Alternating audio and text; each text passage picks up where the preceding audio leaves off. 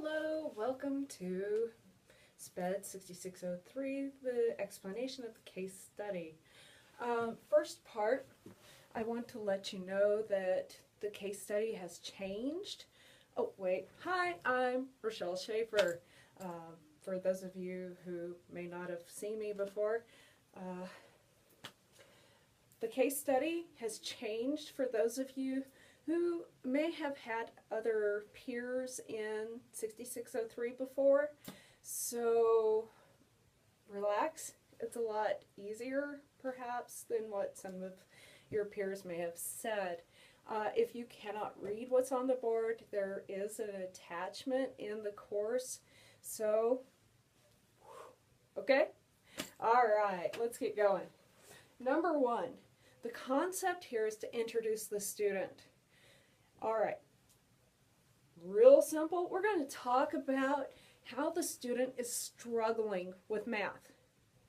We're not identifying disabilities unless the disability is actually helping to explain how the student struggles with math. Cool? Awesome.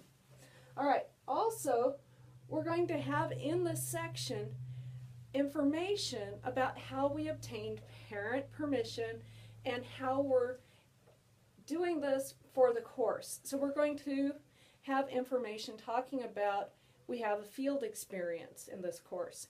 The parent permission form and the field experience are in an appendix. Form A, field experience A, is the parent permission, and Appendix B is your field experience log. You have a full field experience form in this course. So don't forget to have that filled out and sent in. But the log goes in under this case study. All right, section 2. This is all about how the student overcame the weakness or weaknesses in math. Right? Yeah, and you're all thinking, well, duh, it's a math course, math difficulties. Yeah. All right, so in this section, we're going to have our lesson plans. Remember, the course does have approved lesson plans. Okay, now you're thinking, well, how is this person going to grade me? Well, the rubric comes from the SPED TPA. No questions there. And don't forget, this is in D2L. Now, oftentimes our principals or our SPED directors are kind of like, well, all right, don't forget for that IEP meeting, we have to be able to demonstrate how the student grew. What's happening with our student? So, as we're demonstrating in this course, we're going to be showing growth through focus CBAs. Now, some of your students may not work well with focus CBAs. So, remember, there is, the timed ones called probes. Cool? So the option is you can use focus CBAs also as homework. Cool? Those are untimed, but you still need to document declarative knowledge. Declarative knowledge is that information the student has right up here when you are not helping them. They're not just looking up stuff. They just have that. Remember, students with memory deficits, those sorts of things, are going to have problems with that. So what you're doing is building that ability. So that's going to be in your lesson plan, right? Sweet. So you're going to show growth either through timed or untimed focus CBAs.